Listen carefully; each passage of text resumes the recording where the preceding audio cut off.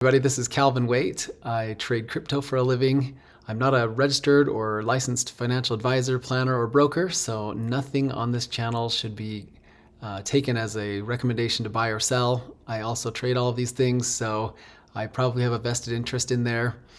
But there's plenty of entertainment value and lots of education, so this will be awesome.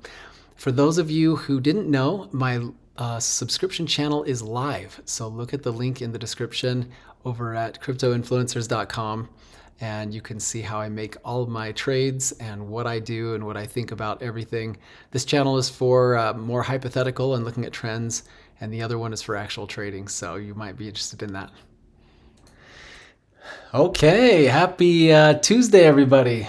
School's getting close to being out, so my house is about to get loud and crazy, but it's okay.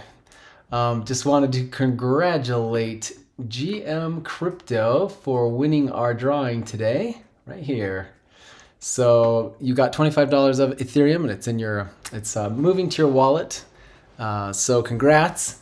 For the people that are interested in just putting their hat in the ring, all you do is go to, first of all, you have to subscribe. So make sure you've subscribed at the free channel over here at cryptoinfluencers.com. People figured it out, so we've got some subscribers, which is awesome. And then once you're subscribed, go over to the chat, and there's a right here, $25 giveaway, and just put your Ethereum address. If there are any duplicates or anything, I filter all those out to make sure that it's fair. I noticed some people chatting under general, and I don't think general is for my channel. General, I think, might be across all of Crypto Influencers channels, so make sure that you're clicking on Calvin Waite and click General Chat. This is where you can, and these people that put their addresses in here, they didn't get entered because they put it in the wrong spot. But this is where you can say hi and drop some TA, give us some thoughts, successes, failures. It'd be pretty sweet to hear from you guys. So anyway, there's that. Tomorrow we're doing our live stream, 12:30, so don't miss that. There's always something going on crazy in the markets. But yeah, pretty good stuff. All right.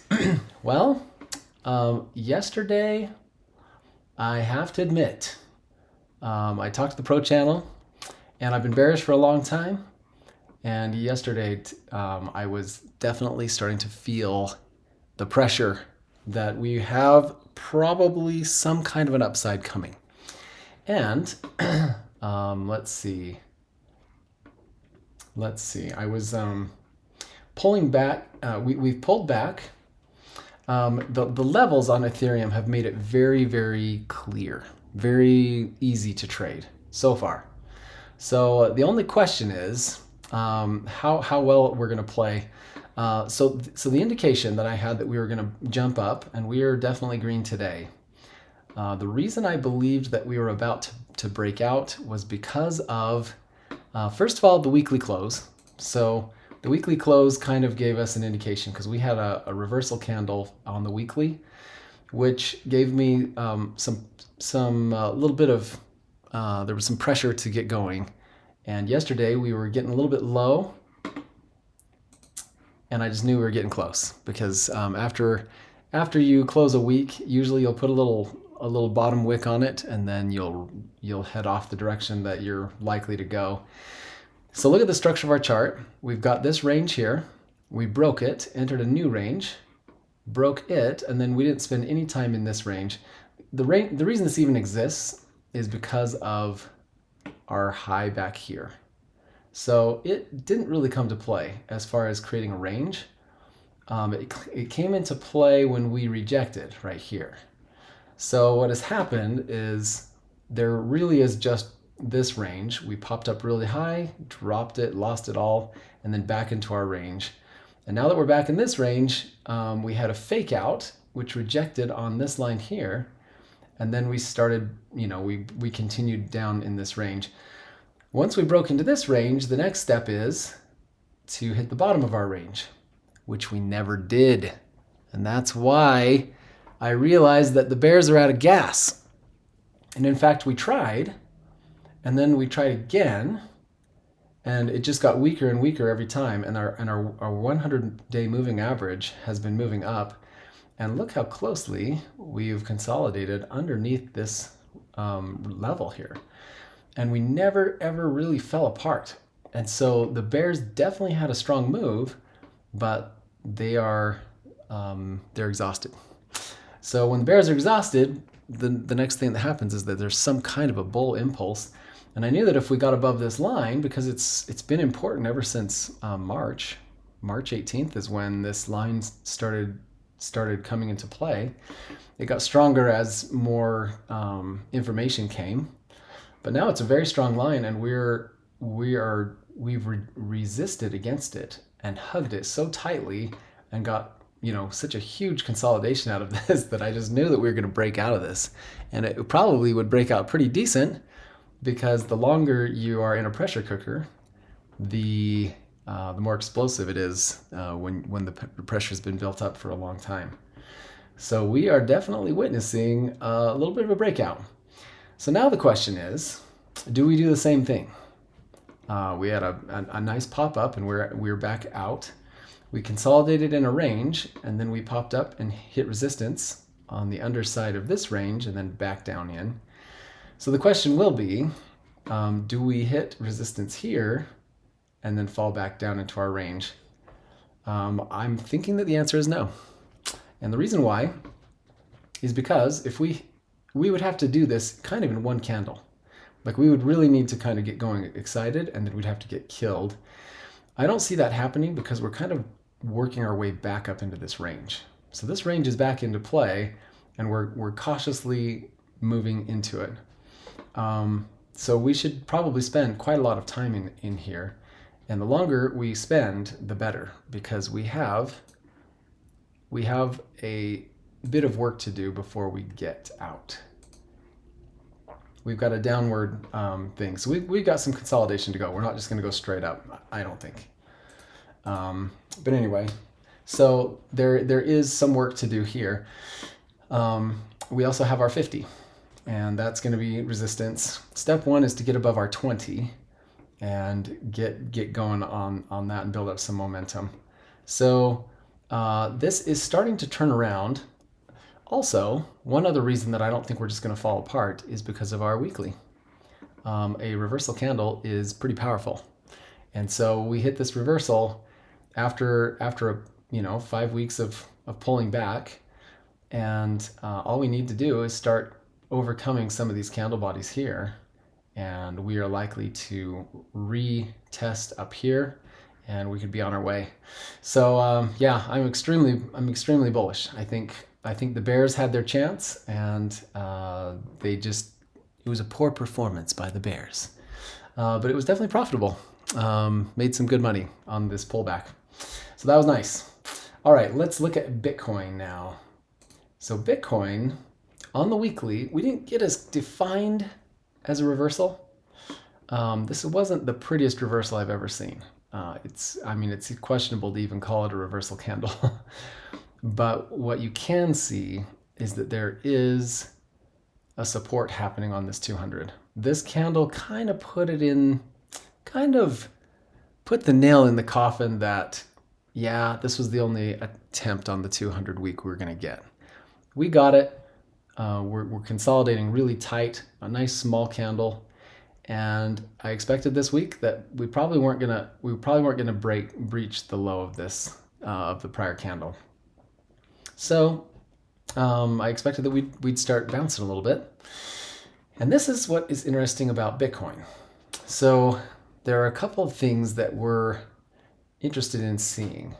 First of all, I want to go to the 4 hour, because the 4 hour is telling kind of an interesting story. Look at this. I mean, this is just very interesting. Yeah, so this is our whole consolidation, but it's broken up into the 4 hour periods. And we had this consolidation here, and you could tell that there was kind of a support level that had built under the bottom of this. When we finally dropped down, we spent some time resisting that level, but it never fell apart. And so then we got excited. Then we just had some volatility. There's no real way to like plan for this. This is emotion. It's not chart structure. So we had some wild swings up here, and then we finally turned the corner and fell off, and our consolidation happened below the line. This is what made me very bearish. When we had this consolidation happening below this support, you could tell that we were going to struggle. One fake out, but then we kind of dropped down. Ever since then, we're doing something quite interesting. We have this consolidation where we were resisting the line above, also created a support line just below. When that fell out, it became resistance here, and then it came resistance here, and currently, this is today, we are currently resisting off of the same level. So this is very, very interesting. We have 1, 2, 3 points of resistance. What makes this so unusual is that normally you would have a long time without touching a level, and then you would start getting more frequent, and it would be, more frequent touches, and then you would break it. What's weird about this is that we had a gap here, we hit it more frequently, and then it's been a while. It's been several days before we have retested this. But is it bullish or bearish? Anytime you touch the same resistance, it weakens. And what I am seeing is I'm seeing higher lows coming up off the bottom here. This one technically was double bottom, but it was slightly, ever so slightly higher. And you can see our 100-day coming up. You can see how we are starting to change our momentum. The other thing I want you to pay attention to is the color of our background. A red zone means that price is on bottom, and then the 50 period moving average, this is our 54-hour, it's dotted, so it's a little harder to see, but it's right here. And then we have the 100 above, and then the 200 on top. So we have all of our 3 major averages all lined up from highest to lowest and price action on the bottom. And then our 50 and our 100 are both sloping downwards. So with the angle of these two, that makes this a red zone. So this break of the red zone was kind of short-lived because we came up from 25.8 and we broke it at 27,400. So we had done a ton of work just to get there. So it was kind of weak by the time we touched it. And then the next time we crossed and exited this red zone, the 50 is in the middle of our candle. Well, when the red zone starts turning yellow, so we go from red to yellow, this is very strange.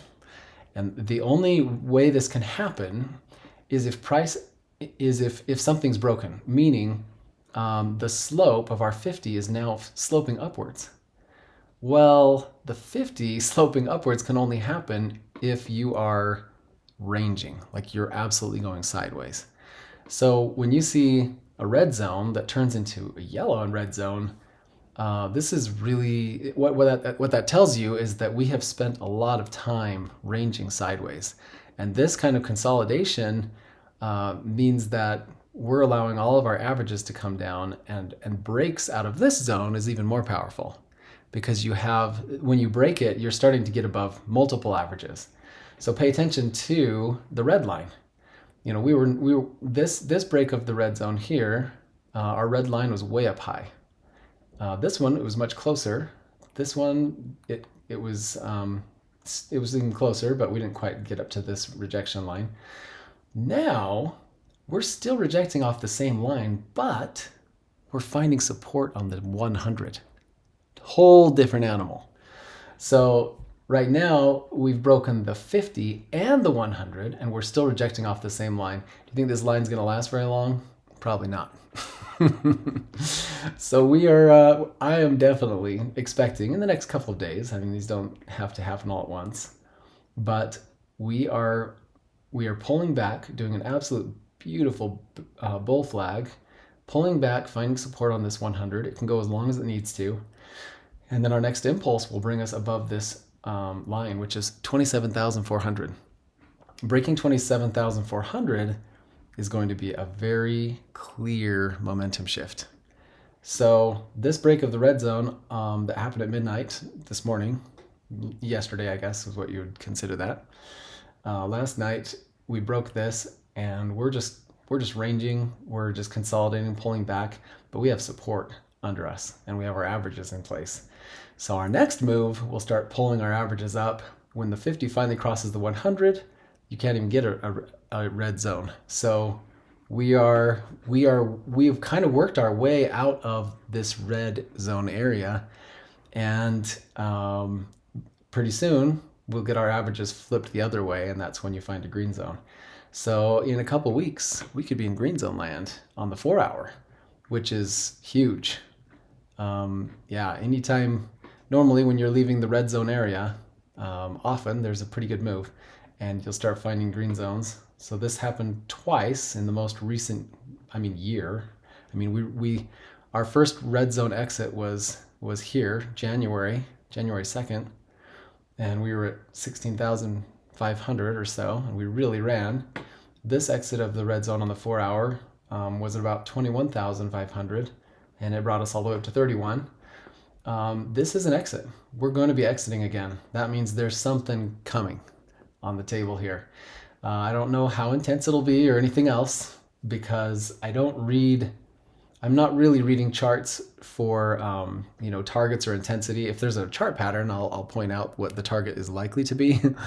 But I'm more interested in letting a trend fulfill its, whatever the trend has to offer.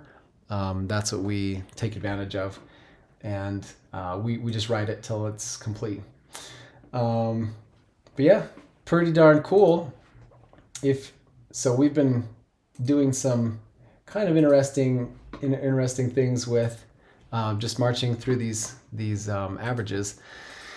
But this trade was really profitable. We called this top perfectly. I shorted on this day at 29,425 right here, and I closed it yesterday. So this was a pretty good trade so far. I don't know if this will end up being a fake out and continue on down or whatever, but we're doing pretty good. You might be interested to come over to the Pro channel if you're interested in doing this in closer to real time. I did have a couple of profits to share. Let's see if I can.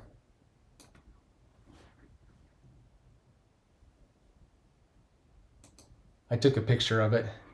So my Ethereum short was a 588% gain. That was pretty sweet. I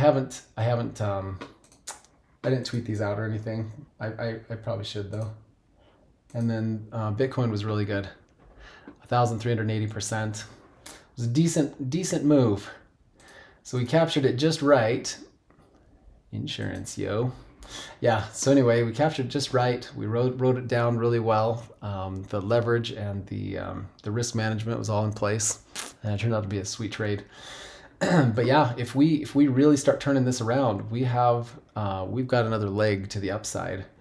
Today, we're rejecting off of the 20-day moving average right now, but you can see how our 9 is starting to smile. We're starting to curve up a bit, and it looks like this 100 is going to hold. I wasn't quite so sure a few days ago when we were down here, especially after this bearish engulfing. If we'd had a pretty tough another red day following, I would have expected it not to hold at all. So I was speculating that it would, and then we ended up with these green candles. So it's holding, it's stronger. And then this was our final touch. And yesterday, right around, I think it was like 26.8. Yeah, somewhere right in here, I decided to close my shorts and go long. And so far, that's in a good spot. So that's nice. All right, guys, that's pretty much it. We will, my pro channel videos are now going to be at nighter, at like 6 o'clock or so. So they'll be a little bit later. So I'm not sure my normal videos. I was on a good streak there for a little while, and now Mexi changed their close time. So Now I have to readjust, but we'll figure something out to get the videos out a little more consistently. But thanks for everyone who's subscribed on the free channel. That's pretty sweet to see these numbers growing. But yeah, anybody can have a channel on this platform too, in case you're interested and you want to, share your ideas. That's always an option. But yeah, I'll leave you there. It should be fun to watch this. If we get a close above this, there's a tangible change to the upside. If we get a close above this is our 27,400 line. We will see some kind of a bull impulse for sure. So in the next couple of days, we will definitely have some confirmation that things are changing. So, all right, there you go. You guys have an awesome one. We'll catch you on the live chat tomorrow. Thanks for making it to the end of my video. Make sure you keep those trades small. Don't force a trade. Don't get impatient. And if you want to see how all this works, please come over and check me out on the subscription channel at cryptoinfluencers.com. Again, the link is in the description.